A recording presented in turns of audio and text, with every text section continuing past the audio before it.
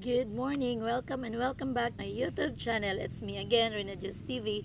For this vlog, ipapakita ko sa inyo kung paano ikandak ang municipal orientation. So ipapakita ko dito ang flow of activity during the conduct of municipal orientation. So the first thing to do is registration. So mayroon kayong registration. I-register nyo yung mga participants na mag-attend ng municipal orientation. So mayroong naka-assign doon na mga secretariat. Then, the next thing to do is the opening preliminaries. The opening preliminaries ay kasama na doon yung doxology, the singing of the national anthem, then acknowledgement of the participants. Huwag niyong kalimutan na i-acknowledge yung mga participants na mag-attend ng municipal orientation. After that is the orientation of the Kalahi Seeds. So, ang mag-orient ng Kalahi Seeds ay walang iba kundi si area coordinator. So, ikaw area coordinator ang mag-orient kung ano talaga ang Kalahi Seeds, kung anong program ni meron kayo ngayon at ilang cycle ito at kung ano ang dapat gawin. Then, presentation of the area coordinating team. So, sa presentation of the area coordinating team, kung mayroon kayong ni-request na taga RPMO or the SRPMO, so sila yung mag-present na coordinating team. Pero kung wala naman kayong na-request na personnel from SRPMO or the RPMO, so si area coordinator ang mag-present ng kanyang team. Isa-isa yung tatawagin ni area coordinator para i-present doon sa mga participants kung ano ang inyong mga position, no, sa team.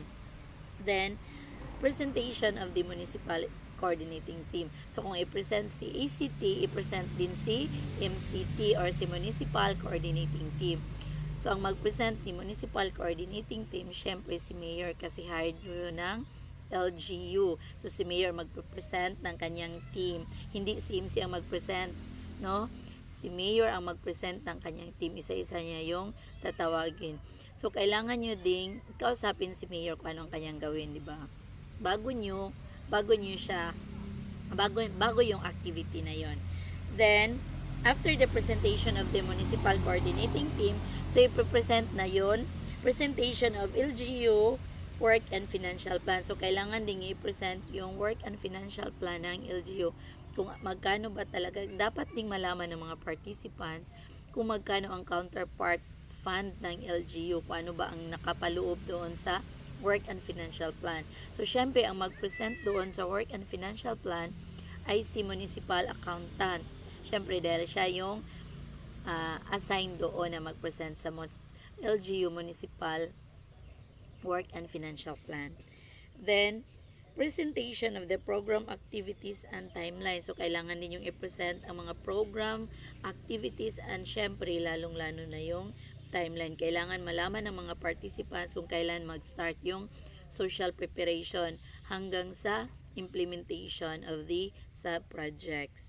So, i-present yun ni Municipal Planning and Development Coordinator. Siya yung mag-present doon. Then, after that, kung matapos na so lunch break. Then, sa hapon, dito na yung statement of the LGU commitment. Sa statement of the LGU commitment, bago sila kailangan magbigay ng commitment si Mayor sa program na Kalahi Seeds.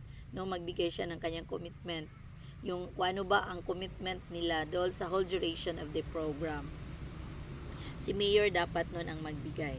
Then, the next thing to do during the municipal orientation is the selection of the Municipal Grievance Redress System Committee.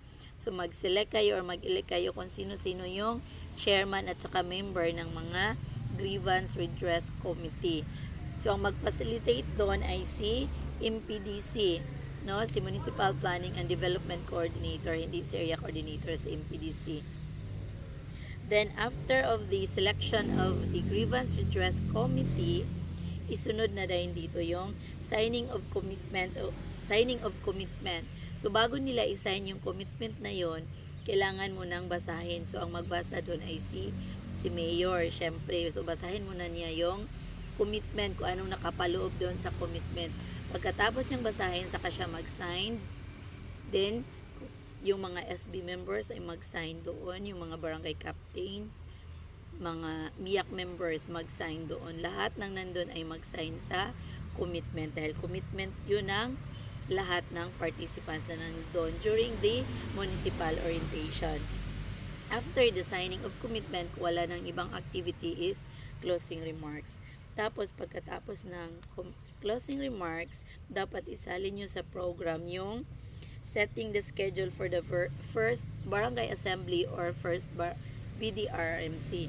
Dapat mag-set ng schedule yung mga community empowerment facilitators or mga CEF kung kailan ang schedule ng mga ikakandak na activities. So, mas maganda doon dahil nandun yung lahat ng mga participants, ma-meet yun ni CEF para matanong niya kung kailan ang pagkandak ng first barangay assembly or first BDRRMC para hindi double yung schedule. Kailangan nandun sila. At least alam nila kung kailan yung mga schedules. Pwede umaga at saka hapon. At yun lamang po. Thank you for watching.